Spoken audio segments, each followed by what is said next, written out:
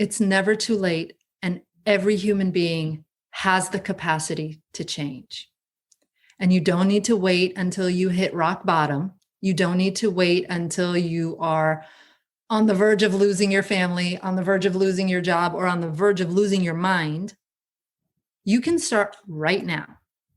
Right now, today, every person can start by reflecting, taking a moment, slowing down, taking a moment to look at yourself and see, how can I love on myself today?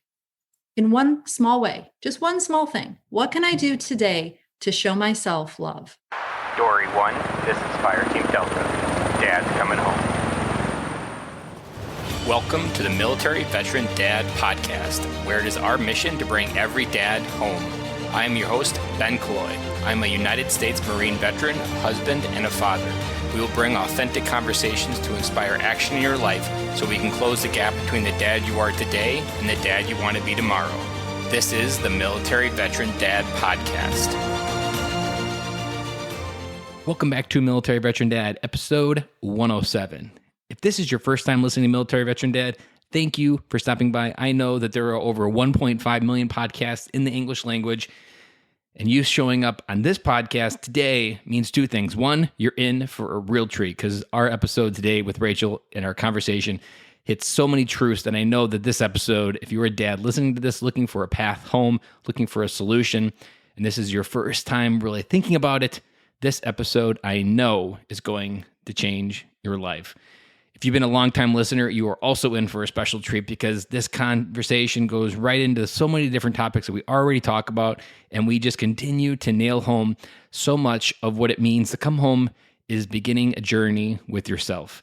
And I'll save that for when the conversation gets going because it's so powerful what Rachel and I talk about of how to start inward before you can go outward.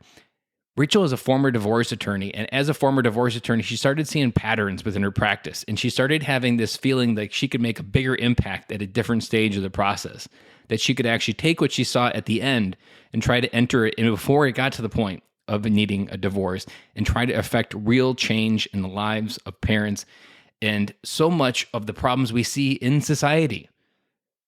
I mean, every week there seems to be some new thing within society that needs to be worked out. At the core of all of that is family. The family structure has been under a complete siege for the last 50 years. And as it continues to fall apart, it's going to take people like myself and Rachel and every other mom and dad out there trying to build a better family and provide better values and blueprints to their kids of what is really possible with life. And as always, if you want to hear what my biggest takeaway is on the podcast for this episode, hang on for the very back end because I'll be back on the microphone to tell you. And so without further ado, let's just get right into it with Rachel Duffy. Welcome to the podcast, Rachel. So happy to be here, Ben. Thank you. I'm excited because if based on the conversation we had before we hit record, this episode is going to dive into areas we dive into lots of times in the podcast, but they're going to hit very close to home because Rachel helps parents come back home to their families very much like I do on this podcast. And she helps it from the business mindset as well. So Rachel, welcome to the podcast. Tell us a little about yourself. Tell us a little bit about your family and your background. Well, I'm a former divorce attorney turned parenting coach. I served in the Israeli military for 3 years, so I have a soft spot for military dads and moms and veterans. You know, I was always attracted to this dynamic within the family. And originally I had explored it from the place where it quote unquote breaks down during divorce, but I realized that I could be more of service and more of help to families and children in particular if I explored it one step before that happens. And so when I became a mother myself, I have 3 young children, I was really challenged I had to get very honest with myself to both look at and acknowledge my egoic agendas within parenting. How do I shift out of those? Because they were a recipe for not only disaster, but frustration and resentment and unhappiness. And I was feeling parenting was bringing out the worst in me. And I knew deep inside, I have more there's more to it than this. I knew I could be better. And I started diving into conscious parenting, and it changed my life so profoundly that I got certified as a coach by Dr. Shefali, who is the pioneer of conscious parenting in the United States. And I've been coaching parents ever since. And I find it not only fulfilling for me personally, but such a privilege to be able to watch families shift and release themselves from suffering and really step into a much more powerful, grounded experience and have the whole family thrive. That's really what, at the end of the day, what we all want. And it's weird because the American dream says that that's all possible, but within the implementation of the American dream, almost every family gets it wrong. And I mean, there's a reason why the divorce rate is 50%, because so many people operate on the standard programming that's provided, but that standard programming isn't getting the results that people are desiring, but yet they just kind of keep doing the same routine. And I've talked about a couple times in the podcast that I think some of that mindset that we get stuck into that prevents us from even opening up to the idea that a coach could help you through this is consumerism is built on patterns. And consumerism and capitalism both wants us to stay in patterns. So as long as we stay in patterns of thought and habit, then the consumerism and capitalism stays thriving. But nothing about those patterns is producing results. So we have a struggle to interrupt those patterns. We're like, do I really need to go to Target every weekend and spend money? Wait, I don't think I do. But Target wants you to think that. And it's those small little patterns where when you recognize that you can interrupt it, that then you can begin like, I think there is a better way to parent, and I can try to find it. There was an author, Scream Free Parenting, Hal Runkle. I've read that book in November and December, and it really helped me open up to the idea and validate a little bit of what you know and what I know now to be true of the process to come home to your family actually begins in the last place you're going to look. It begins with starting with yourself. That's so much of what I know you already know when you come to a parent and a child. So much of what you bring to this child in all the scenarios is most likely a reflection of something you feel on the inside, not a reflection of what kids see. And it's that first step, like, I'm the one that needs the work, not necessarily the kids right away.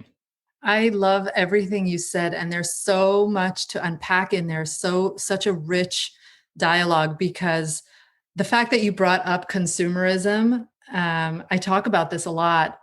We are in our capitalist society, we are set up to want more.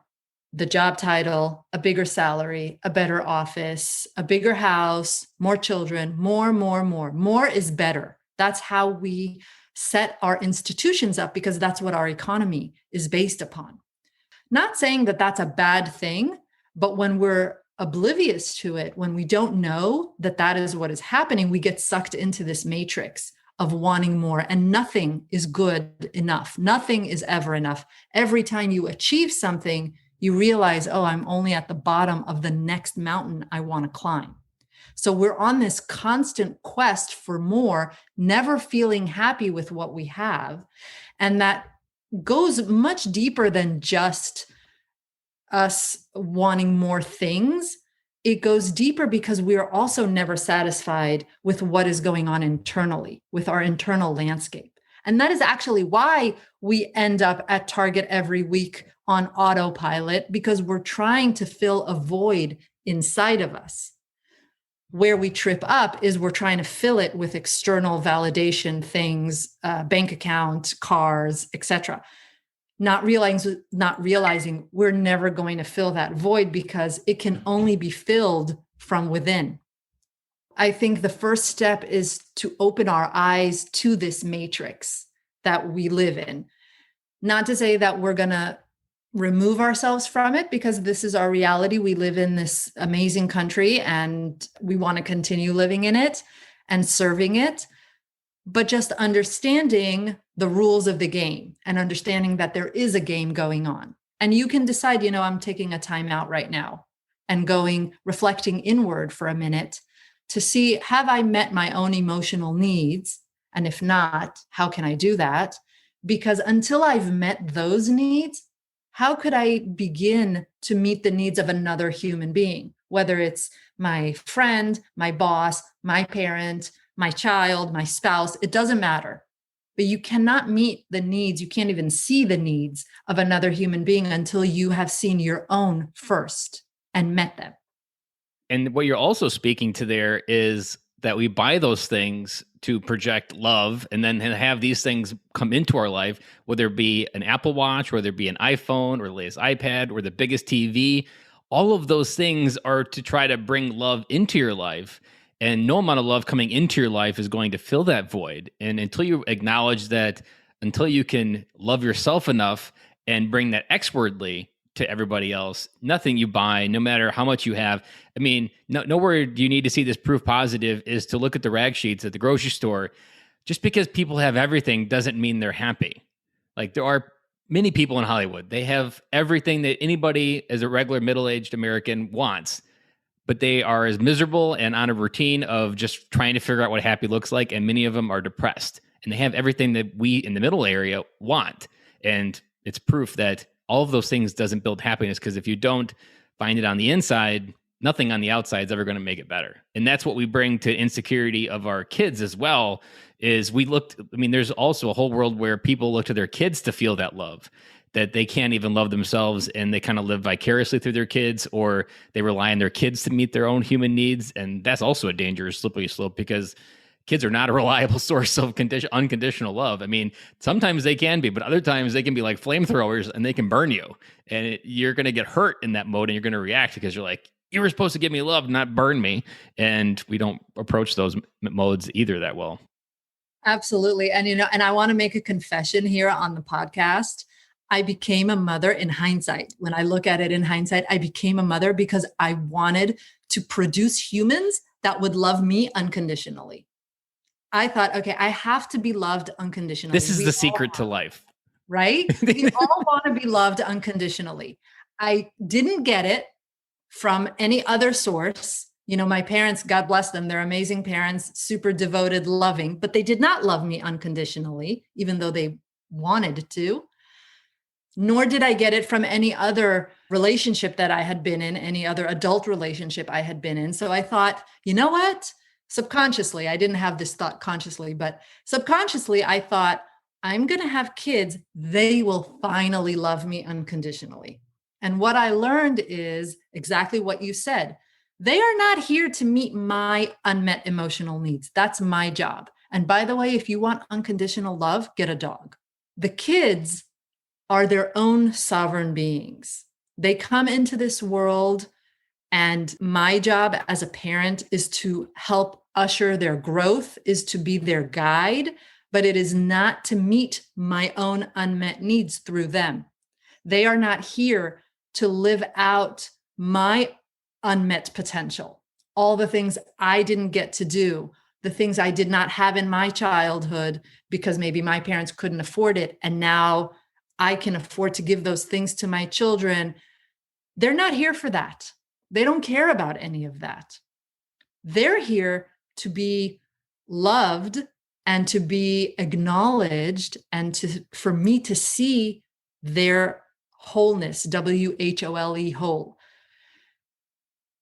And, back to what we had discussed just a minute ago about how we try to externally fill that void within us. It's not just our happiness that we're trying to, in a race to get, it's validation and worthiness. And that's really what underlies our drive for more. Because if we have more, we think it means we are worthy. If we have what all those Hollywood actors and actresses have, then it makes them better in some way. It makes them more worthy. But as you said, it doesn't, because it has nothing to do with worthiness. Worthiness is not about, how many cars we have or how much money we have. It's about an internal experience that we have or don't have. It's about our ability to love ourselves just the way we are, to be able to see all the different parts of us, including parts that are not so flattering, that we may not like, that we all have, right? None of us are perfect human beings. We all have deficits. We have, shadow parts. The question is, can we see those parts within ourselves and not repress them, not ignore them, not push them down, not try to make them go away, rather love them and accept them. And when we can do that for ourselves, we can also model it for our children and show them how to do that as well. And how would that set them up differently if we could do that for them? You mentioned worthiness, and that was something we talked about before we hit record. And I want to go in there a little bit, that you pointed out to me that, and I hadn't fully seen it in the way you pointed it out, that many military dads, it's easy to find worth while you serve because it's issued to you. Like everything else in the military, they want you to have it, they'll issue it. And you feel worthy because you put on a uniform, what you feel is noble. You feel like you're doing a just cause that a very few people do. It feels really good on the inside. And then you transition out and that's taken away. And if you haven't dug deep, or maybe you join, many military men and women join for lack of an identity, lack of love in their life, lack of direction. And so the military issues you one. And it's very dangerous if you don't look at that of like, what happened? Why did I join the military? And then look at why did I leaving the military, and understanding what's underneath both sides of that transition. Go ahead and talk a little bit about that worthiness, the component that you were unpacking there.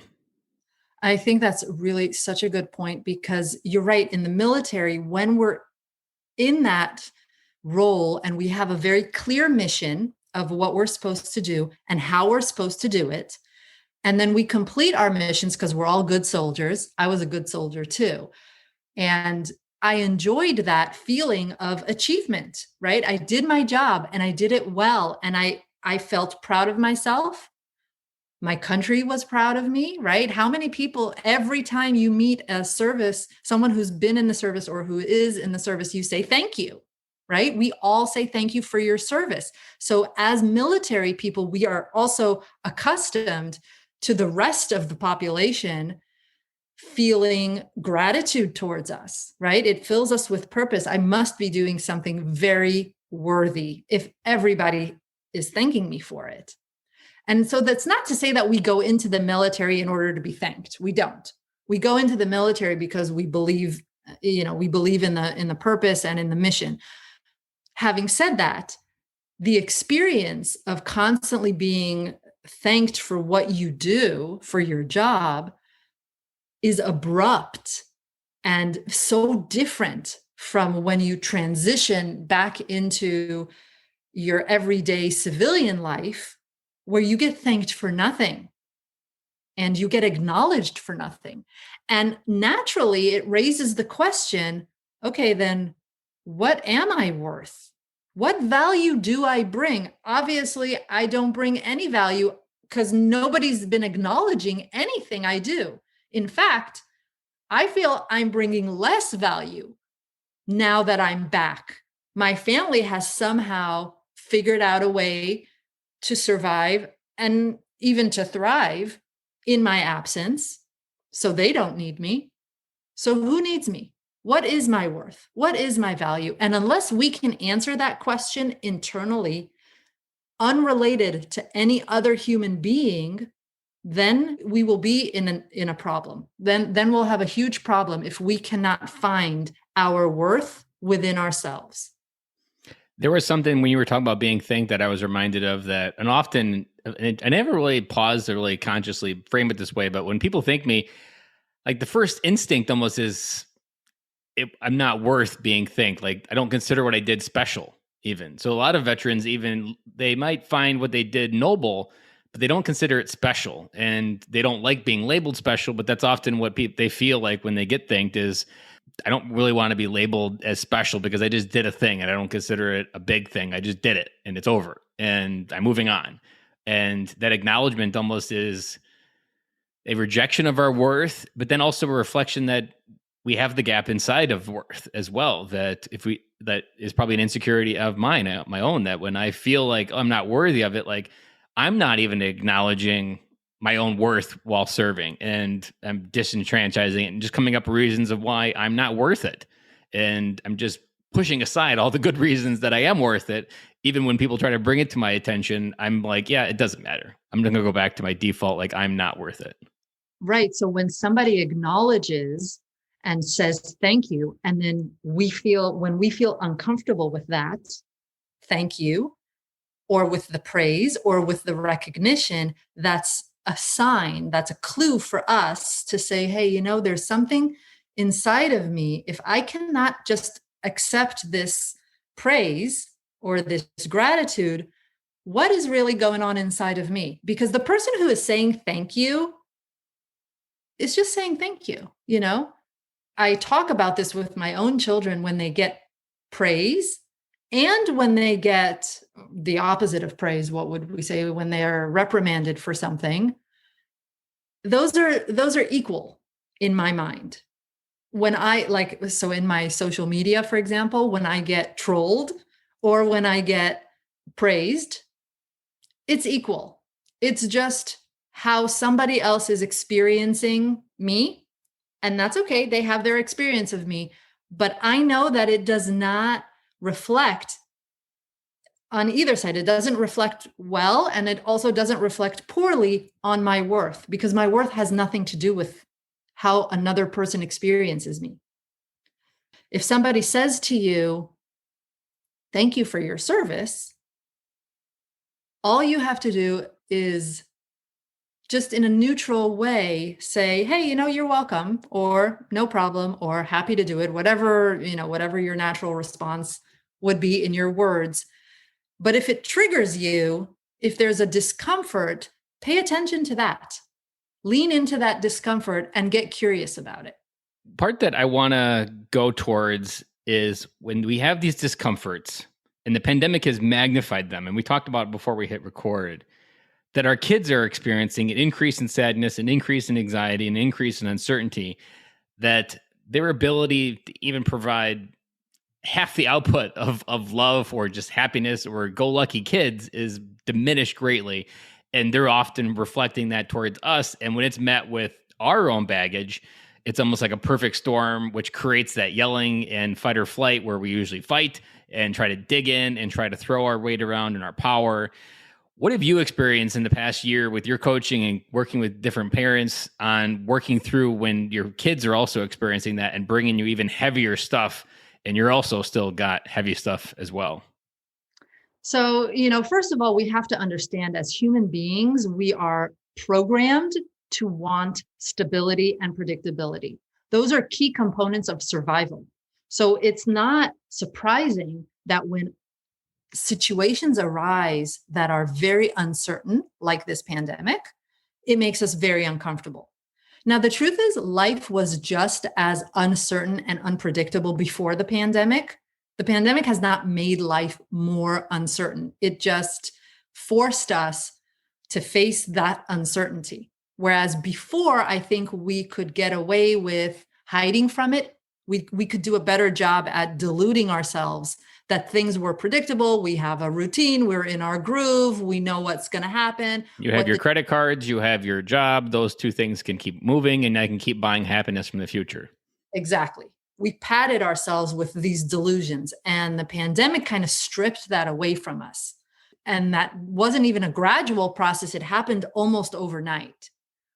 So that is normal to cause anxiety. I mean, show me one single human being on this entire planet who has not felt anxiety since March. Not a single human being. So first of all, it's normal. It's normal to be anxious about this. Number two, let's take accountability for the fact that one of the reasons we feel anxiety is because right now our reality does not meet our expectations. We would like for things to be a certain way. We want them to be the way they were before, and they're not. There's a huge gap there. So that gap is anxiety provoking for all of us, right? This is actually one of the ways anxiety bubbles up in every person, regardless of this pandemic. So the first step I kind of help people through when we're talking about anxiety is, first of all, let's take accountability. We created this anxiety within ourselves because there's this gap. So let's just acknowledge that, A. B, let's accept it. And when I say accept it, what I mean is There are things outside of our control. In fact, most things are outside of our control. When this pandemic ends is not in my control. It's not. So many of us have been holding our breath collectively and wondering, when is this going to end? When am I going to go back to normal? And instead of doing that, because that also in and of itself creates anxiety, can we stop trying to put a square peg in a round hole? Can we accept the rules of the game have changed? It's okay to say, I don't like this new reality. I don't like it either. I'm not really happy about this either. But I do accept that it's here. And I am not counting the days until we go back to normal. In fact, I don't even know if that's ever going to happen. I honestly don't know what the future will look like a year from now. And nobody does really. So accountability, acceptance, and the third step, which is the most difficult for all of us, is tolerance. And what I mean by that is, can we tolerate having these feelings that we don't like? We want to get rid of these feelings. They're uncomfortable. They stir things up for us. Our children are also going off like crazy. It's not fun. But the more we can learn how to manage and tolerate our feelings of discomfort, specifically around uncertainty, the more we will be able to create a good experience for ourselves in life in general, not just during this pandemic, but in general in life. Tolerating difficult emotions, in my opinion, is the key to how you experience life. And when you've mastered that, and you can model and then also teach it to your children, then that's a game changer in your parenting experience and just in your experience as a human being. There was a part that you reminded me of that I first heard, I think I remember where I heard it, but it was about the Greatest Generation and the Depression. That when the Greatest Generation was interviewed, that one of the things they said with their kids is they wanted a better life than they had. And by all means, I mean, the life was really hard during the Great Depression. Why wouldn't they want a better life? But the irony is, the one thing that made them the Greatest Generation was the one thing they wanted to make sure their kids didn't experience. And it was the pressure and the adversity and just the sheer grit that it took to get through that decade that made them who they were. And that, well, they're tough as nails. Well, they went through hell. And that was the one thing we wanted to take away from our kids but yeah, at the same time, that's what creates endurance and the ability to create tolerance is living with pain. But that's what they wanted to remove. And it pointed out the irony of how we approach life, that we always want our kids to have a better life, but oftentimes we're not delicate enough to be conscious of what we're actually removing that gave us who we were, and then what we can do for our kids. And there was another concept that really hit me. I don't know if I've ever really thought about like this, but one of the things that I realized quickly the pandemic did was it slowed everything down. And everything just almost got to a stall.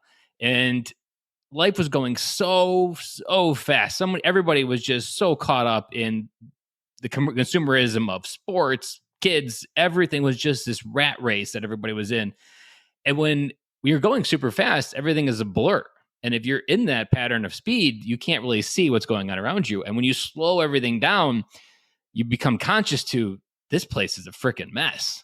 And that in itself creates uneasy, because you're almost working through the forgiveness part of who you were when you were running very fast. You're like, man, what was I becoming? And you're like, I'm so glad I slowed down. But you're also just so much more aware because everything is moving in slow motion. Like, there's so many days where I just want to get out of this house because I'm tired of staring at the same four walls, because nothing is moving in these four walls except stuff from the kids playing with toys. I want to experience, I just want to go on a day-long road trip sometimes. Like, that's where my heart is right now. But I don't get that. And I have to find the tolerance, and I miss being able to travel for work. I miss being able to experience all of those things where life was moving, and I felt like my view of life was changing. I think that's something the view is consistent, and it's very uncomfortable sitting with the same view, especially if you have these holes in your life and anxiety and tolerance and your love for yourself. It gets very uneasy for how we go through the day.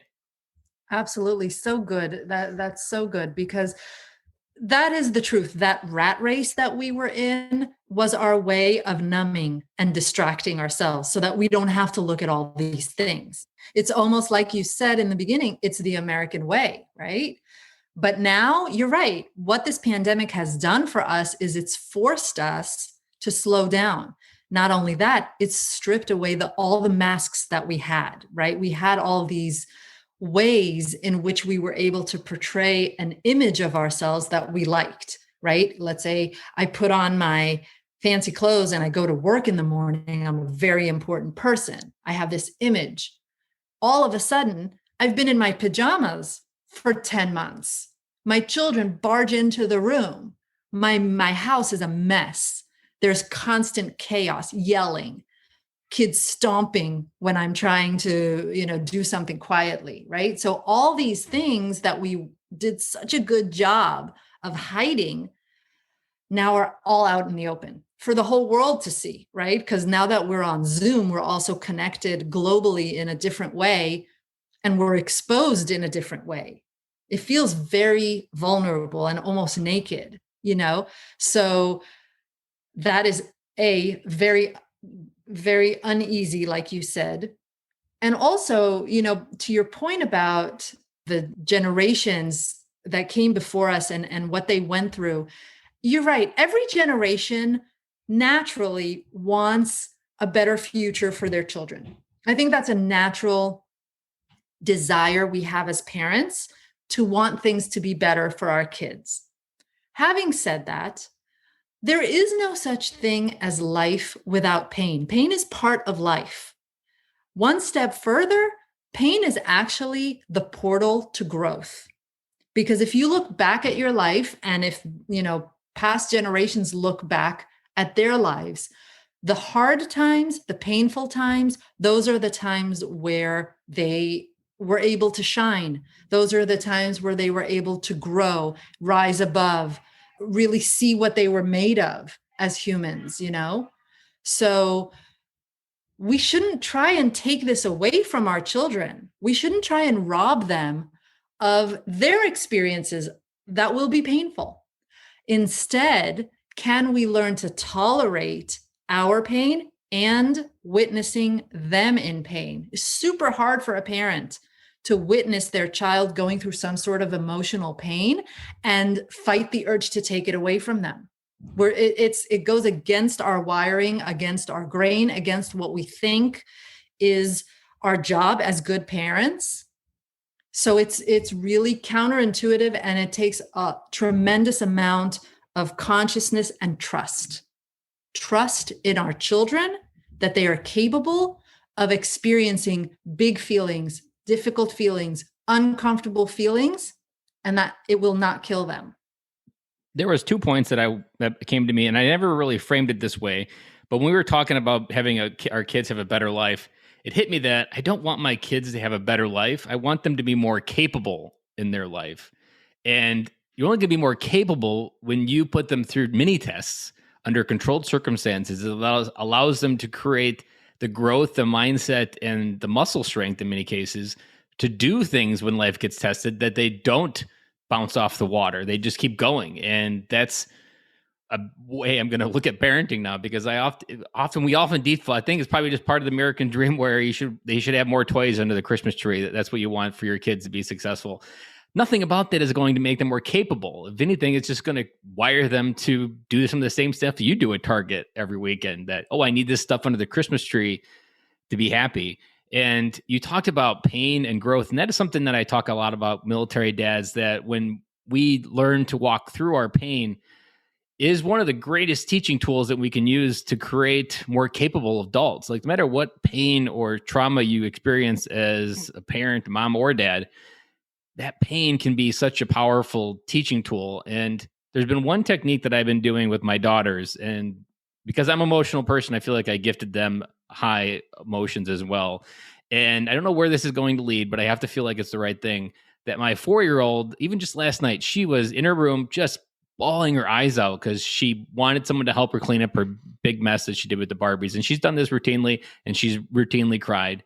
And this particular time, and I usually do it pretty well most times. Sometimes I'm just at my wit's end and I don't do it as well. But I just sat with her and held her while she cried. I didn't really say any words. I just let her cry and I held her. And what I've learned as a father, especially to daughters, that when you tap into your masculine strength, your strength can be calming. And I've done it with my 8-year-old who as well come to me just with just walks up and starts crying for something that's really heavy. And I don't say a word. I just hold her. I let her express it. And I just be there as an anchor for what they're feeling. But again, I can't do that if I feel emotionally charged. And so I do it well when I'm in control of who I am. And I do it badly when I'm feeling insecure about who I am. Absolutely. And you know what I love in this story? There were two things. One is in your highest moments, in your best moments, you are able to tolerate their pain. You don't try to fix it. You just let them have it. And you know what? It goes through you, just like any other feeling. Just like happiness, also on the flip side, is not a feeling we can hold on to that happiness no matter what either. So feelings come and go, and it's okay. Just as the good, quote unquote, good feelings that we enjoy, they go, they pass through us. So do the feelings we don't enjoy. And you being able to just be there with them so they know, I'm here, you're not alone. I see you're experiencing pain. I see you're crying about something. You're unhappy. I'm just here as a witness with you. That is exceptionally empowering to them. And subconsciously, it sends them the message, A, I'm capable of getting through this. My dad obviously trusts me that I can handle this. He doesn't think I have to numb this. He's not anxious himself. And it's okay for me to not be okay sometimes. So you're sending them these super important messages. The other thing I loved about your story is that you acknowledged sometimes I am not at my best. Sometimes I mess that up. And that's human, right? How many times do I mess up parenting? Oh my goodness, like I can't even count. Yesterday or a couple hours ago is what I usually joke about.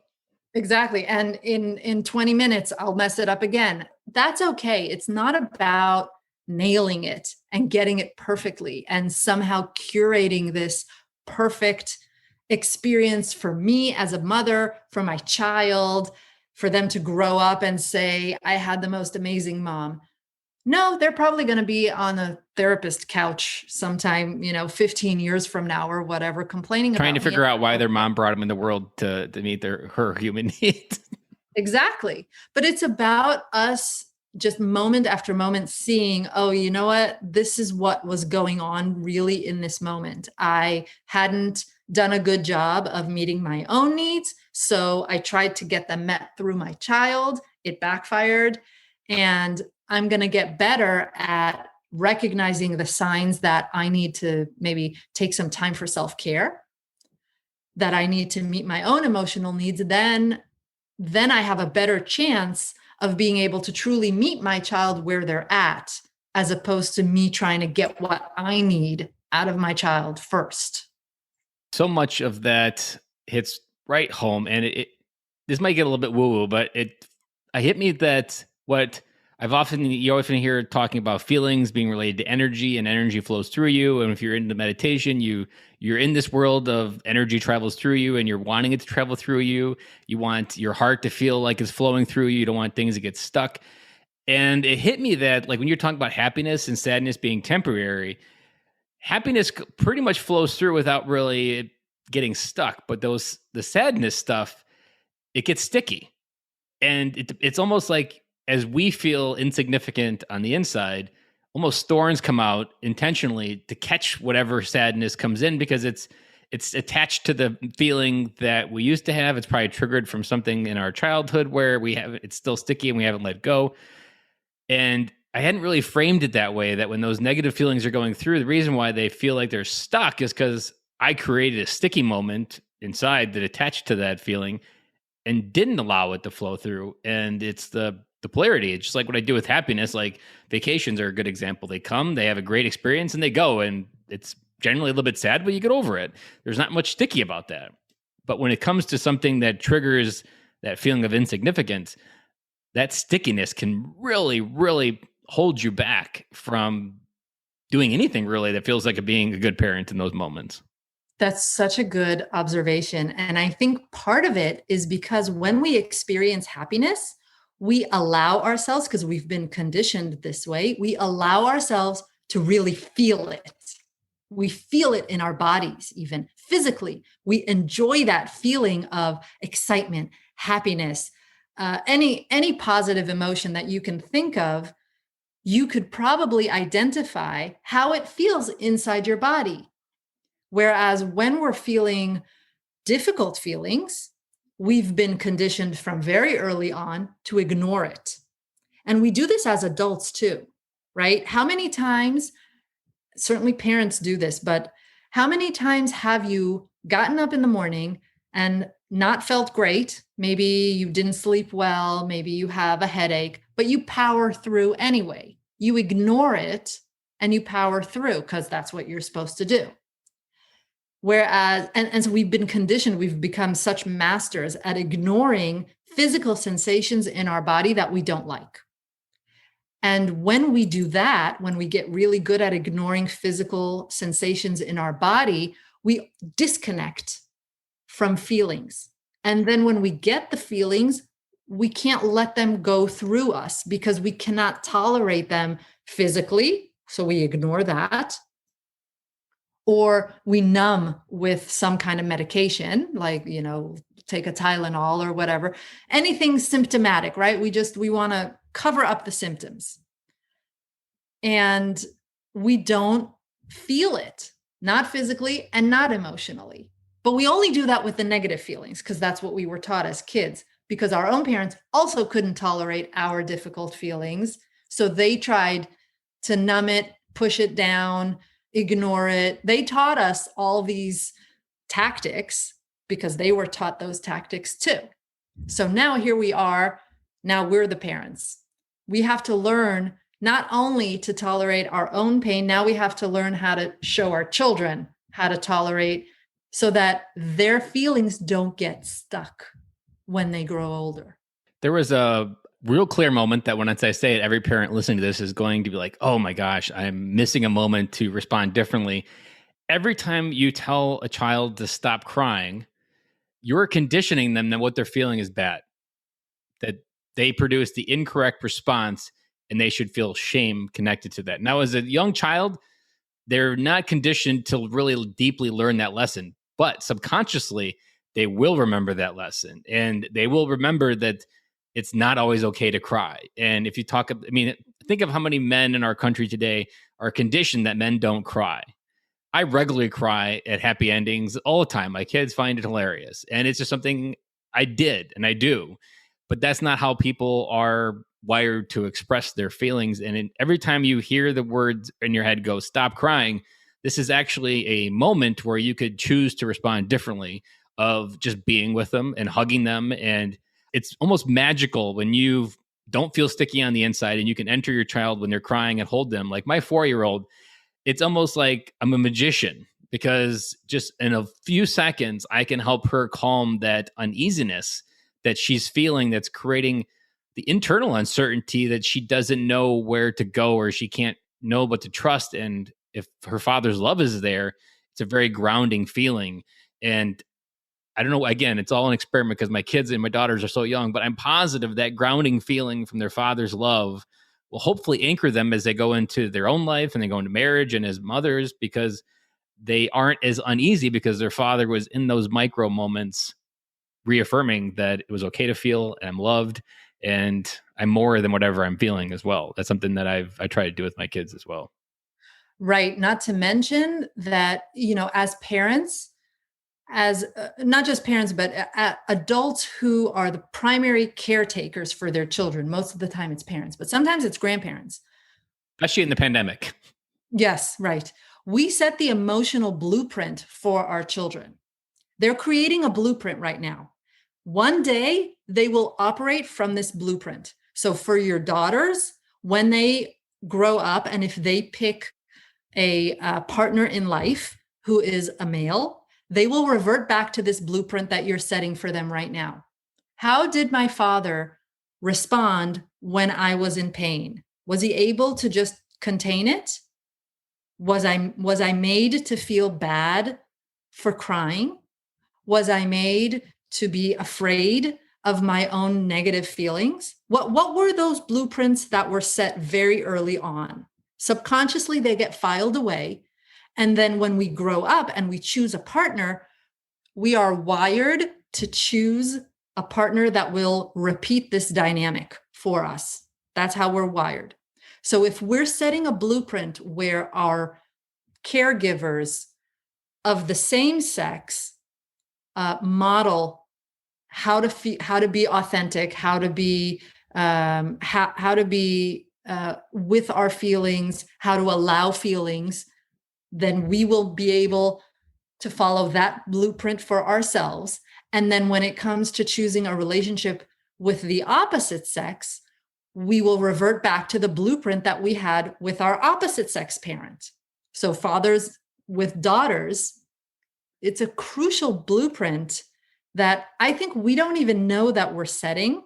I don't think we're aware really of the monumental role we have. And certainly fathers with daughters have a monumental role. And if there's one thing I would like fathers who are listening to this to take away from it, is you are setting the blueprint for your daughter's adult relationships with men the rest of her life. There could not be a more important role. And that's actually where my first, because I read a book, Strong Fathers, Strong Daughters by Meg Meeker when my daughter was like 2. So I only had 1 at the time. And that book really scared the hell out of me of what I was in for. And just the sheer blueprint, like you're talking about, that I provide her, it really started making me ask better questions, because I'm like, I am not prepared for this journey. I am not the man that I want her to compare to. But this is also why I love this podcast, because military dads we have the capacity and the pain, the endurance, and our own blueprint of how our own life in the military taught us to gift our daughters a blueprint that allows them to go out in the world, to ask bigger questions, to do bold things, to have courage, to starve her fear, to realize her worth doesn't come from Instagram. And we can do that in a way that creates a very strong woman that understands who she needs to be. And I've often joked that a dad at the door with a shotgun is a dad that knew he set a low bar. But if you are the dad that reaffirms the blueprint of who you want your daughter to go out in the world to find, you should have no fear, because she will always come to the conclusion on her own, this guy's not like my dad. Right. And if you have set the blueprint not out of fear, there should not be any fear in your relationship with your daughter, right? She's not going to obey you because she's scared of you. She's going to work with you because you love her, because you see her, because there is abundance rather than lack, because there is love rather than fear in your relationship. And that's what she's going to go look for someday outside of your family. And you're absolutely right in this. We should, if we are true to that, if we ground ourselves in our own love for ourselves, in abundance within ourselves, then we can trust our children that that's what they're going to seek on the outside. They're not going to tolerate, our daughters are not going to tolerate a man who tries to control them or who mistreats them. Or who runs when I get worried or when I get sad. Yes. They're not going to tolerate that. They're going to look for a man that welcomes her into his arms to anchor her, because that's what her father did. Absolutely. And also, and not to minimize the role fathers have with their sons, because these sons grow up to be men, and these men then operate both in relation with themselves and in relation with their counterparts, their life partners. So, we are also raising boys to become men who will then be partners with other girls like our daughters.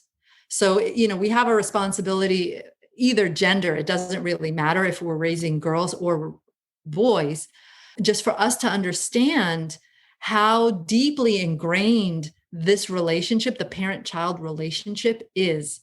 And I always say that the reason I work with parents is because, not all of us grow up to become parents. Some people don't want to become parents, and that's fine. But we all had parents. We were all children at one point. As adults, before we embark on any kind of relationship, whether it's with another adult or with a child, we have to reparent ourselves first. And that is the true work that I do with parents, is I help them reparent themselves so that they can be better human beings and also better parents. That's a very powerful ending there, because a powerful question that I first learned from Tony Robbins is he often asks, whose love did you crave the most growing up, and what did you have to do to earn it? And it's a powerful question I bring to men, because a huge component of what they expect to feel or what they desire to feel in their marriage, what they're not feeling, is rooted in their own insecurity around whatever they had to do. And it's kind of rooted in the love languages. But to me, the one part of the love languages is that flawed is that it doesn't really talk about living a full life of love on your own. It really talks that like there's this codependency. And in some cases it works in marriage, but in a lot of cases it doesn't. You have to go into a marriage with a whole heart, especially if the other spouse is maybe going through their own trauma, or maybe has a storm going on in their own life. You need to learn to create that abundance of love on your own, so that way you can bring it and be that grounding source for that other person. So it's rooted in that, but there's so much power in unpacking, like, what did you have to do for that love when you grew up? And so much of that even shows up in your work and shows up in how you connect with people. What are you expecting from every time you say hello? Are you looking for people to validate you? Are you looking for people to validate your job? Like, all of that stuff is rooted in the stuff from kids. 100%, 100%. And, as kids, because we are dependent upon our parents, right? We can't survive if our parents don't love us and take care of us. We're going to bend ourselves into a pretzel and do whatever we need to do to gain that love. And as parents, even those of us who grew up with loving, well-meaning parents, like my parents were and are great parents, but I still had to bend myself into a pretzel to gain their love, because I needed to make sure 100% there could not be a shadow of a doubt that I was pleasing them, right? Because that guaranteed that I would be loved. But in the course of doing that, we lose ourselves. And then we grow up, and now we're adults, and now we're looking for other people to fill those holes, as we, started the conversation with. And once we can find that abundance within ourselves, reparent ourselves, and give ourselves exactly what we needed in our childhood and didn't receive, not because our parents were bad, but because we just didn't. That's just the fact. That is such a more not only grounded but powerful place to be as a person, as an adult. And when you lead your life from that place of being powerfully grounded, how does that change every dynamic in every relationship that you have? When you don't need somebody else to meet your needs, how differently can you show up in this world? Amen. And there was a huge part of my journey that really catapulted December of last year, that I really hit me as I looked in the mirror, that I can't unconditionally love the people in my life until I unconditionally love the person looking back in the mirror. Amen. That is strong. Little did I know the pandemic was the vehicle of testing to reveal that inner love and to work on that. And turns out I'm still being tested throughout into 2021, but it was the beginning of that, recognizing that that journey within the mirror is actually that first one for you as a parent to become a better parent than yourself. Like, you often think it's like, I gotta like be like Nanny 911 on ABC when that show was on. And there's always just these tactics, or I just got to learn to count to 3 properly. Those things are probably effective, but what more is effective is figuring out what's sticky on the inside, and what, when you look in that mirror, prevents you from loving the person looking back. Absolutely. Those things are surface level, right? They're symptomatic. They work short term, Sometimes they work, sometimes they don't. Sometimes they work with one kid, but not another kid. They're symptomatic and they're well-meaning. It's well-meaning advice, right? But until you go to the root cause of all these issues, it's a never-ending loop, right? And at that root is this issue of loving yourself, forgiving yourself, having true compassion for yourself, all parts of you. And then from there, now you can go out into the world in relation with other people. Beautiful. And so as we wrap up this episode, which I almost don't want to wrap up because the conversation is going so well, what is a parting piece of advice that you want to make sure that every dad hears right into their heart that cuts to the core of what they need to hear from your message? That it's never too late. It's never too late. And every human being has the capacity to change. And you don't need to wait until you hit rock bottom. You don't need to wait until you are on the verge of losing your family, on the verge of losing your job, or on the verge of losing your mind. You can start right now. Right now, today, every person can start by reflecting, taking a moment, slowing down, taking a moment to look at yourself and see, how can I love on myself today? In one small way, just one small thing. What can I do today to show myself love? Well said. And that advice hits me as well, because there's so many days, especially during this winter break where the kids have been home virtually, where I just feel like I'm in a dinghy waiting for it to all be over. And like, I'll change when they go back to school. But so many times where I have to just kind of wake up every day and, okay, that didn't work yesterday, I'm going to try this every day. And there's always another opportunity. As long as you wake up, you got another day to try it. And it proves that like within 24 hours, something completely changed what you're feeling. So Rachel, if people want to understand more about what your work is or anywhere they want to get more connected with you, where's a good place to get a hold of you? My website is a place to get a hold of me, sagacitylab.com. Otherwise, I'm also on Instagram _Rachel Duffy Coach _ or just old-fashioned email, info@sagacitylab.com. I respond to every single email I receive, and I would be honored to support any one of your listeners.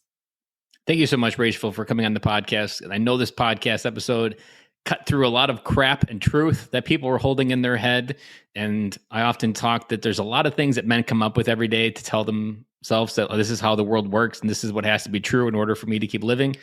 I feel like we called a lot of those spades a spade and called bullshit and that's what this episode I think did for a lot of men, is getting them to re-ask big questions about maybe what I need to change. And like you said, that change can start right now at the very first time your kid's crying and you'd be like, okay, I'm not going to tell them to stop crying. I'm going to find a different response. So thank you for coming on the podcast today. Thank you for having me. It's been my honor. Thank you for listening to today's episode with Rachel Duffy. This episode dove into so many different areas that it was really hard to pick what my biggest takeaway of this episode was. But for me, if I had to pick one, which is this segment requires me to pick one, so I have to. If I have to pick one, it would be just the ability to look inward and the ability to reparent yourself, that you always have a choice to begin to reparent yourself. And there's a philosophy within that of choosing to love yourself first. That to me was a core message of Rachel's conversation with me, where she talks about being able to love yourself first, and loving yourself first allows you to give it more in a freer manner. And when you give it in a freer manner, there isn't strings attached. You're not trying to have your own human needs being met, and all of that right there. That little short bit, learning to love yourself again, learning to start inward, learning to reparent how you were parented. And that allows you to make a choice that the next time, like I pointed out, when my daughter says or is starting to scream or starting to cry, telling her to stop crying is essentially denying her the right that she has to have that feeling. And as I was diving into the idea of having an emotion be sticky, there was so much inner truth in my own life that I could feel different emotions getting stickier And they were stickier because there are core, deep memories that I can remember like it was yesterday that get triggered with a lot of these, where I felt either maybe defenseless or helpless. And it's that stickiness that keeps them there. It's that stickiness that creates thorns that hurt the people we end up wanting to love the most in our life, whether it be our wife, whether it be our kids, or whether it be a coworker in some cases. Whatever it may be, that stickiness is something that we need to work on. And it's that stickiness is going to allow us to begin to start loving ourselves. Because when you can start loving yourself without that stickiness, it flows through you as a conduit. And you become a conduit for everyone else around you that needs love. And you're doing it from a place of giving, not a place of needing. And so to me, learning to love yourself at the core of that message is recognizing that you have control over that. A couple weeks ago, I did an episode on controlling what you can control. And this was a perfect example of that, because everything that I just said is 100% in your control. You don't need anybody else's approval. You don't need anybody else's consent. It is 100% in your control to recognize what is sticky, figure out why is it sticky, and begin to learn to let go, even just creating a consciousness to it, and even beginning to understand that when this feeling is triggered, being aware of it, and then trying to make a different choice. That is 100% under your control. And that's the best part of that advice, because so much of the advice that you hear within marriage, or even just what you do in life, it's so easy to say, I can't do this because of X person. I can't get a raise because this person just got promoted to that position last week. I can't get a raise because the company's not doing well enough. All of those create you as the victim. What this question, what this conversation does, it empowers you as the individual to go from victim to empowered. When you go from victim to empowered, you begin to start doing the things in your life that are going to start moving the needle, and you start taking those steps to come back home to your family. And with that, I will talk to you guys again on Friday.